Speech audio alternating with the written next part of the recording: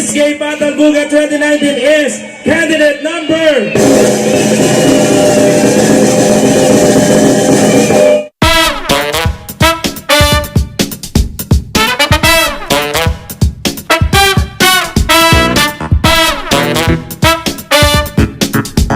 People of Northside for giving me this award. Thank you so much. And for the information of our candidates, you will be given only 60 seconds to answer the questions. What have you done or what are you now doing in your own life to help save our environment? Your time starts now. Thank you for that wonderful question. What is the one thing that I'll do to our environment to make it safe or greener pasture for me? I can say in my house that's I segregating every trash that I am going to use, like the plastic, the recyclable one, at the recyclable or the non or biodegradable. That's what the greatest contribution that I contribute to save our environment, because I do believe if we segregate the plastic and the trash from the fruits, we can actually save our Mother Earth. Thank you. Are you ready? If you could go back in time, what is the one piece of advice you would give your younger self? Again, if you could go back in time, what is the one piece of advice you would give yourself? If I could go back in time, the one advice I could give to my younger self is that you should make your life, make the most out of it, because each one of us has only a life to live. We only have 1 year to enjoy. When the time comes that we need to close our eyes for our eternal sleep, there will be no turning back. So whatever opportunities we have at our hand now, no matter how big it is or small, we have to seize it and make the most out of it. There are avenues where we can perpetuate our existence. The ideals as well as the resources we have at our hand should be used to the fullest. As a gay, this is why I take my life on day-to-day basis, because I believe that life is what to make it. So that's the advice I would give to my younger self, and that would be all. Thank you. 3, please join in here on stage, Jessie Mendiola. And if you could write a book about your life, what would its title be? Well, if I'm given a chance to write a book, what will be the title of it? Ladies and gentlemen, the title of it is Fighter. Why do I say so? Ladies and gentlemen, I myself a fighter. Ladies and gentlemen, until now, we homosexual experience discrimination. Discrimination in our society. Most of the people say that we homosexuals are now accepted in society, but we are not. We are only recognized. Until now, people can accept the truth that we homosexuals are part of this world, that we homosexuals are part of you. Yes, we must admit to you that we are hungry and thirsty, but we are not hungry and thirsty for food. Instead, we are hungry and thirsty for your love and for your respect. Through this, ladies and gentlemen, I learned to fight for myself, that I am what I am, and for who I am, what I am. Ladies and gentlemen, maraming salamat po. Candidate number 4, Miss Julia Barreto. Hello, Julia. Please approach the microphone. How do you do? I feel great tonight. Thanks to the judges for giving me one. Okay. Recently, we have had more violence in schools. How do you think we can better promote safety and harmony in our school? Okay, your time starts now. Thanks for the question. I believe that the family as the basic unit of society is the source of moral and value formation, and schools would play a secondary part. So it would be a conjoined impact that the teachers and the parents would have to join together, help each other in the formation of the values of the students. I believe that violence comes at the very core of individuals where they have a bad understanding of the world, and that bad understanding of the world is through the nurturing that they see not just only in their homes but also in their environment. So I believe that the responsibility lies first with the parents.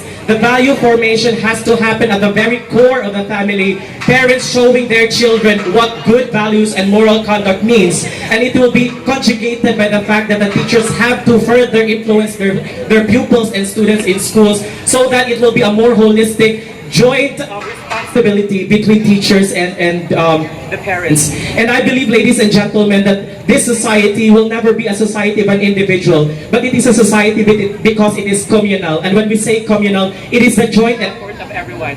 And that's why. Yes, thank you very much, candidate number 5, Ms. Bea Alonso. Candidates, 1 minute, please. Bea Alonso.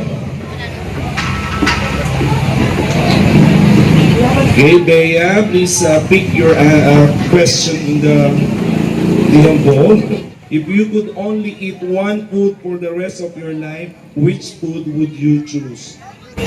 Thank you so much. This is the moment of truth, which is beauty and brain are intertwined. So let me answer that question as briefly as I can.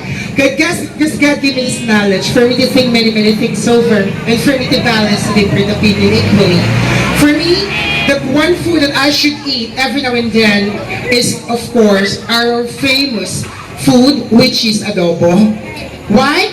Because as we all know, adobo is a very much famous, not only here in the Philippines, but also even foreigners love it. Because as we all know, that is very simple, yet delicious. And naniniwala po ako sa pamamagitan ng adobong ito, ito po ay pangmasa, hindi lamang pang mayaman, hindi nga po pang mahirap. Ngayon, kahit hindi po sapat ang inyong budget, ay kayang-kaya. Dahil sa recipe nito, suka at toyo. Takam na takam ka na, and I thank you. Thank you very much. Hey, candidate number 6, RC Munoz. Go idol down, RC. Kamusta ka na, RC? Good sir, and I hope everything is also good. Okay. So, where do you think competing in pageants will lead you in life? I believe that it will lead me to success. Why? Because for me, as a transgender woman, I went here not knowing if people would like me or gonna boo me. And just earlier in the evening gown competition, I struggled. But then again, I never faced the ground. Instead, I am here still fighting and believing in my dreams. Because I believe that if you have confidence in your heart, you can win this competition and inspire other people. If you fail, and definitely it will lead you to success because you believe in yourself.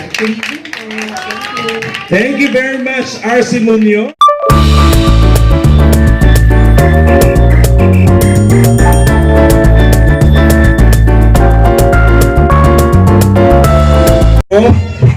Our third runner-up in the Ms.Gay Fatalbugan 2019 is no other than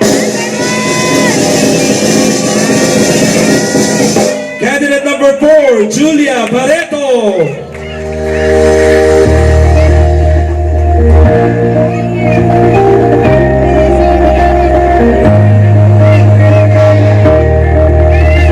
Okay, congratulations, Julia Barreto, our third runner-up.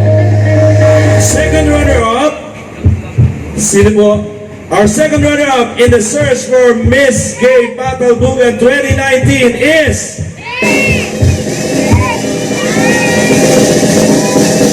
candidate number 2, Janela Salvador.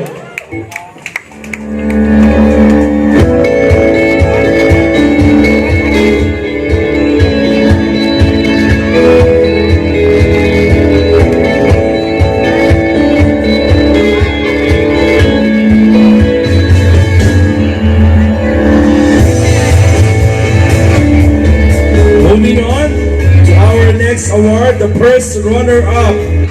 Our first runner-up in the search for Ms.Gay Fatalbugan 2019 is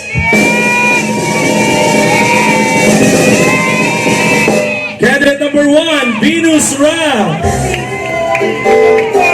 Isa na lang, and 3 candidates remains on stage. It's either 6, it's either 3, or it's either 5. Sino kaya? Sino sa inyo, sa tingin nyo ang ating Miss Fatalbugan?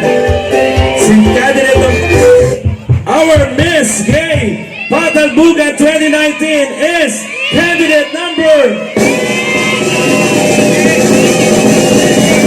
And thank you very much, candidate number 6, RC Munoz, our Ms.Gay Fatalbugan 2019. nagulat kayo. So once again,